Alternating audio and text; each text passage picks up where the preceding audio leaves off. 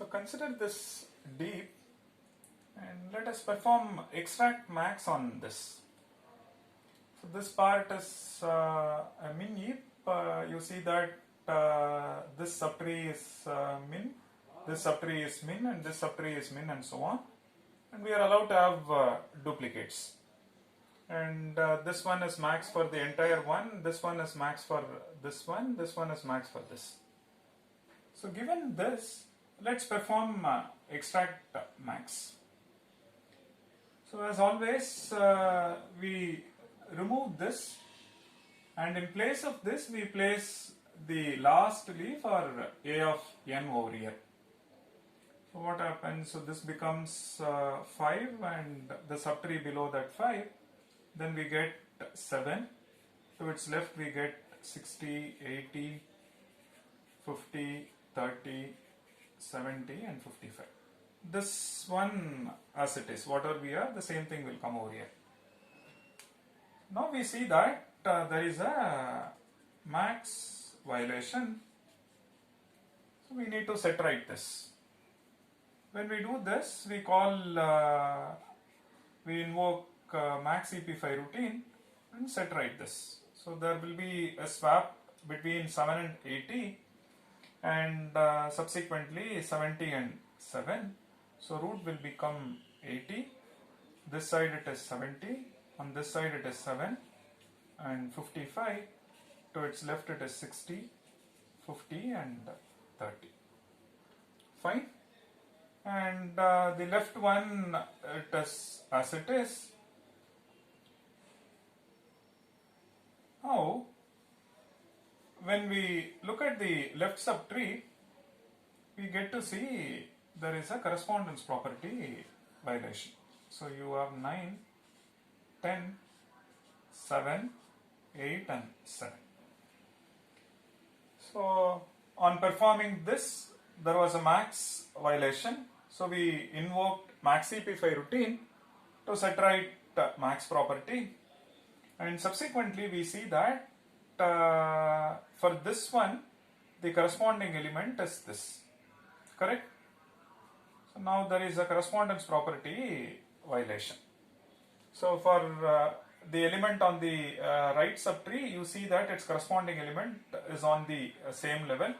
So for this one it is 7, for this one it is 8, for 7 it is 9, for 55 it is 10. So now we see that 9 less than or equal to 7 is false. So there is a violation. Set right this property. So what do? We swap and set right the property. So we get 5 on this side, 80 on the other side, so 60, 70, so 50, 30, and we bring 9 over here and 55 on the other side. Correct? So now we get 7 this side, and we get 6, below that it is 7, 8, and this one is removed. So now what do we get on this side? On this side we get 8, and we get 7 over here. On this side it is 10. So we placed 7 over here, then there was a max violation, and then we set right. Subsequently we see that correspondence property violation, so we swap. And when we swap, this is what we get. And like the way we add for extract minimum, you see that there is a min violation. So we need to set right the min property. Over here there is a min violation. So we get to see that to its right it is 80, 60, 70, 50, 30, 9 and 55, and to the left you get to see it as 5, 6, 7, 8, and you get 7 on this side, 8 on this side and 10 on this side. So when we invoke min EP5 over here, there is a violation that is set right over here.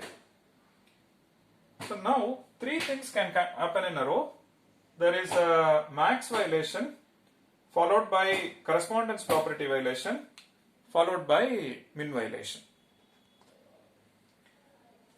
So you see that three things are happening in a row. To set right max we need order log n effort, and swap is just constant, checking correspondence property is constant, and to set right min property it is order log n. So the overall cost for extract max is order log n.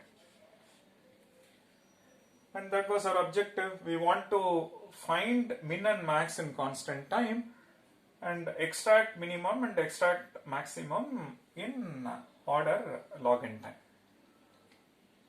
So if you look at this case study, this takes the maximum time, meaning the worst case scenario where there is a max violation followed by correspondence property followed by minimum.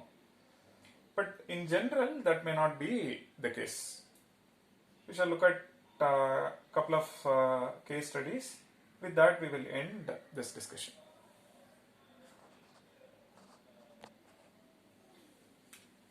Suppose on the same deep, let's assume we are going to perform extract minimum.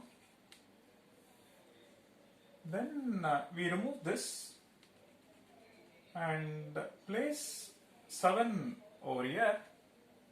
Then what happens? Right subtree is untouched.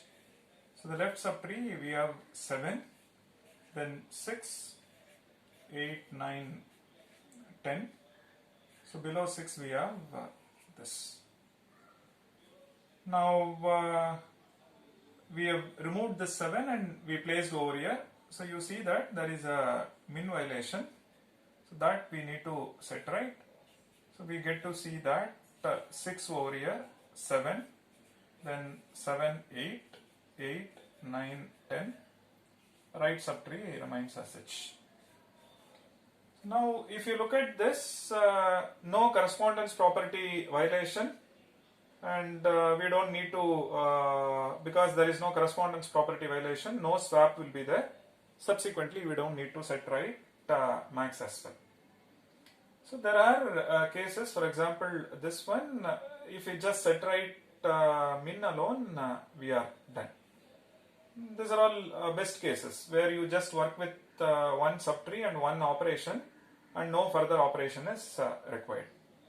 And the extreme cases, you set right and then there is a violation of the property, and so that goes with that you go for a swap and subsequently you invoke max again.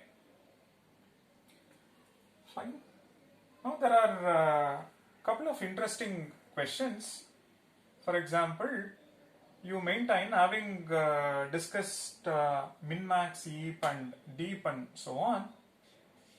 So let's look at say min max heap, and let's assume I'm going to perform I'm going to solve the problem sorting.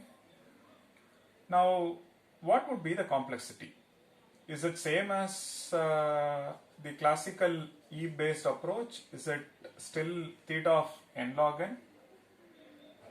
And in the worst case, or do we see an improvement? Similarly, let's look at say deep and assume we are going to solve this sorting problem. Can we improve this worst case time complexity? Let's assume the worst case is still theta of n log n.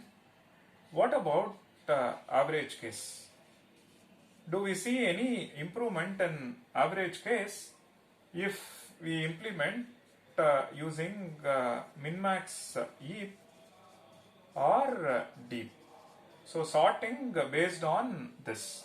Using this structure, let's assume we implement sorting. What would be the average case analysis? Okay, and because you get to see minimum as well as maximum, you are able to get simultaneous minimum and maximum in constant time. subsequently the extract operation is log n, are we still in n log n zone or is there an improvement? Then the other question is this. You are given an integer array and an integer k, and the question is find k smallest elements or find k largest elements. How efficiently can these questions be answered using these two data structures? Okay. We just need k smallest elements. We don't need any order among the set of smallest elements. Similarly, the k largest elements, we don't need any order among the set of k largest elements. So, can these questions be answered efficiently, say better than using the straightforward approach or the classical min-heap or max-heap? So, these are a couple of applications. One can think beyond the usual operations like minimum, maximum, and so on.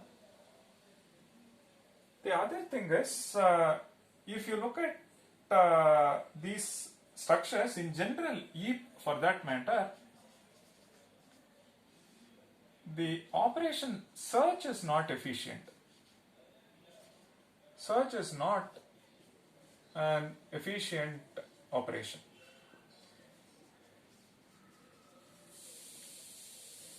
The reason, you know that this is minimum and similarly you know that this is maximum. That's all we know. Suppose we want to search say an element x is say 15. Now the value that you search for, it may be here and maybe in this subtree somewhere here, or it can even be on this side. It can even be on this side. Still it satisfies D property and correspondence property and all that is there. So which means when you ask for an element, the element can sit in any level and there is no order among the elements that are placed or the elements that are organized as part of heap data structure. All that we know is this is minimum for this. But is there any relative ordering among this one, the elements that are at this level and elements that are at this level? No. So the element that you ask for may be in left subtree or maybe in right subtree or it could be anywhere. Okay. So which means we need a different data structure to answer this question. So put it in other words, suppose you are interested in designing a data structure say D and supporting the operations say extract minimum and extract maximum and say search. If you are asked to do all three efficiently, then min-max heap or deep, for that matter, any heap variant is not a suitable data structure. These two, a heap variant can answer these two efficiently, but search will still take order n time. When I say it is not an efficient operation, we still incur order n time to answer this. So can you think of a data structure where extract minimum, extract maximum and search, all of them can be answered in say order log n time. So this is how data structure kind of they are born. You have an application, the application demands you to organize the data in some specific form so that supporting operations can be answered efficiently. Now you see with existing data structures, can we answer these questions efficiently? If not, you try discovering a new data structure using which you organize the data in such a way that the given set of operations can be answered efficiently. If not all of them, you try looking for a data structure where maximum number of operations, if there are say 10 operations, you see at least 7 of them can be answered efficiently. So this is how when we design data structures, especially being an advanced course on data structure, one should understand that. There is an application, the application says this is the data and satisfying some property, and we want to perform these operations on this data. Now we ask, can we do with existing data structures like heap, stack, queue, and so on. And then when that's not the case, you try discovering a new data structure, for example min-max, heap, deep, and so on. With that you check whether we can answer the given set of operations efficiently. If not, again you fine tune it, and this is how one data structure after data structure was discovered in the theory of theoretical computer science or in the study of advanced data structures. So there is a book on Handbook of Data Structures where you get to see heap and many variants of this, and what triggered or what motivated researchers to look for such a data structure is also given in the text by Sani on Handbook of Data Structures. You get to see the motivation and the data structure followed by supporting operations, and with that the analysis, the note on analysis is also mentioned.